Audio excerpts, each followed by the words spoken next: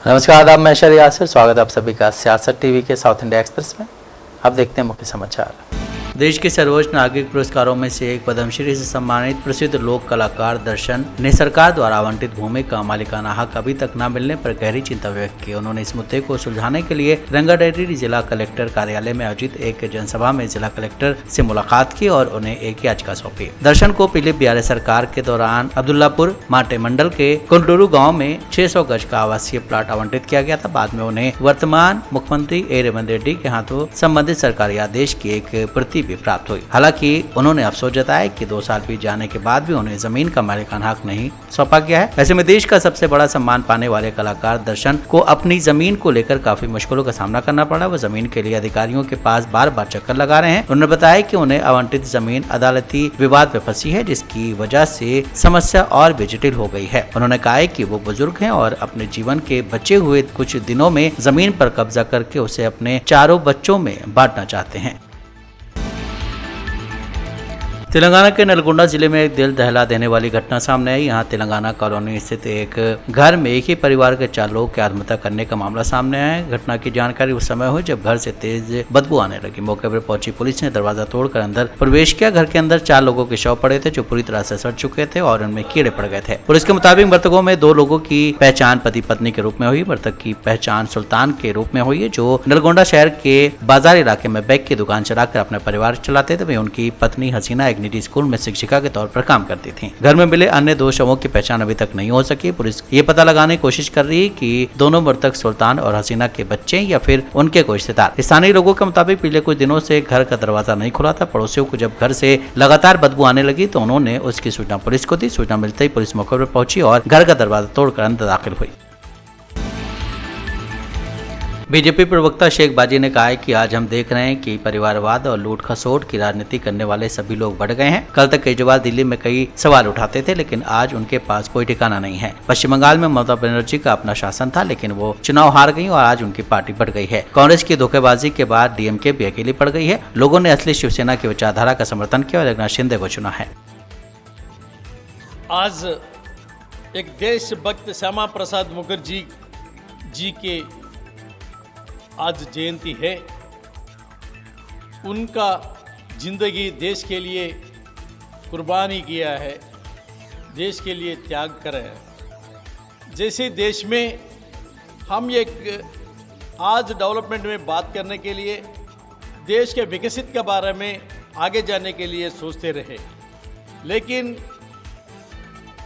थोड़े जगह में स्टेट्स में वो लोग एक आइडियालजी जाते हैं, उसमें गिरते हैं और उससे हम भी एक पॉलिटिकल नॉलेज सिखाने के जैसे है।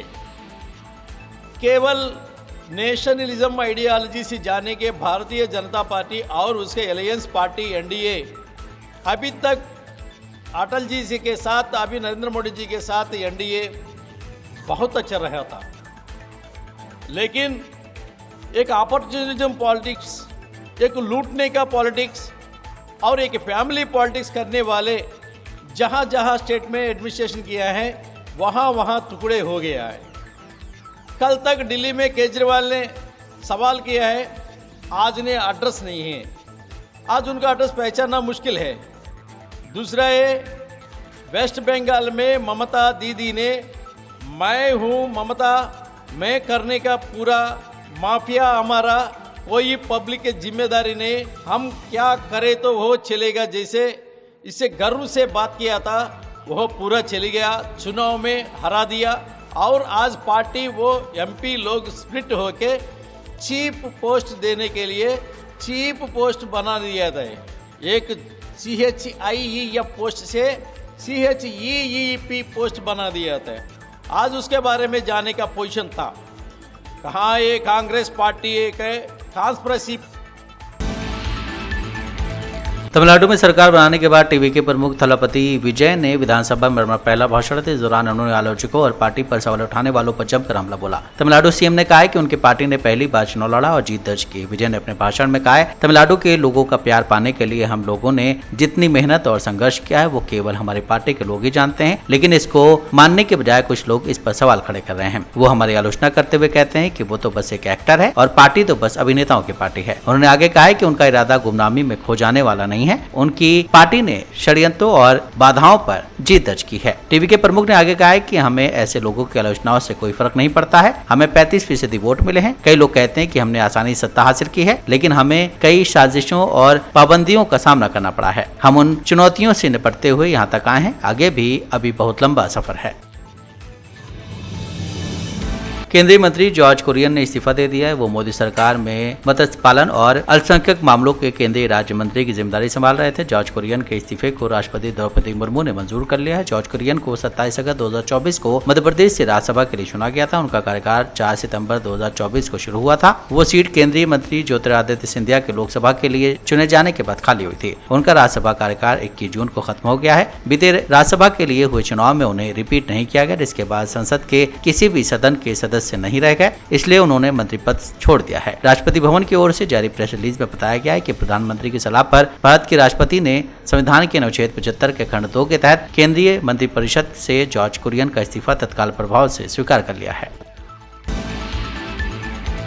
लखनऊ में आग लगने की घटना पर कांग्रेस यूपी और शशि थरूर ने कहा है कि ये बहुत दुखद है। हमारी संवेदनाएं पीड़ित परिवारों के साथ हैं। अगर हमारे देश में सुरक्षा नियमों का ठीक से पालन नहीं किया जाएगा तो ऐसी घटनाएं होंगी। 2 हफ्ते पहले दिल्ली में भी ऐसी एक घटना हुई थी।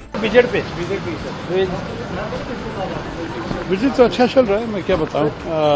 सब मेरा एक ही जगह हो गया, सिर्फ जम्मू और बॉर्डर सुचेतगढ़ और पासपोर्ट ऑफिस और पासपोर्ट सेवा, ये सारे हमने कल अच्छी तरह देखा और चर्चा भी की है। अभी श्रीनगर जा रहे हैं, वहाँ तो लेफ्टिनेंट गवर्नर और मुख्यमंत्री के साथ भी चर्चा होगी। फिर परसों कारगिल और परसों ले, तो काफ़ी और देखने के बाद ही हम कुछ भी लिखने के बारे में तय करेंगे, लेकिन अभी बात करते रहते हैं। चर्चा तो अच्छी चल रही है। किस तरह का एक्सपीरियंस जो आपने देखा? देखिए, बहुत अच्छा लगा अब तक, लेकिन एक दिन के बारे में कैसे ज़्यादा बोलूँ। Thank you. लखनऊ में भी एक इंसिडेंट हुआ है, फायर इंसिडेंट हुआ है, जिसमें 15 स्टूडेंट्स की डेथ हुई है। अरे बहुत दुर्घटना है और सो सैड। पूरी नेचुरली हमारे सोच उनके परिवार के साथ ही है। क्या हुआ, कैसे हुआ? सर फायर इंसिडेंट वहाँ पे हुआ है। क्या हॉस्टल में? कोठी कमर्शियल बिल्डिंग थी उस पे। ओहो, बहुत दुखद बात। देखिए, हमारे देश में सेफ्टी कोड्स वगैरह के इन्फोर्समेंट ठीक तरह नहीं करेंगे तो ये हो जाएगा। दिल्ली में आपको याद है 2 हफ्ते पहले यही हुआ। Very sad. ओम शांति कहूँ बस।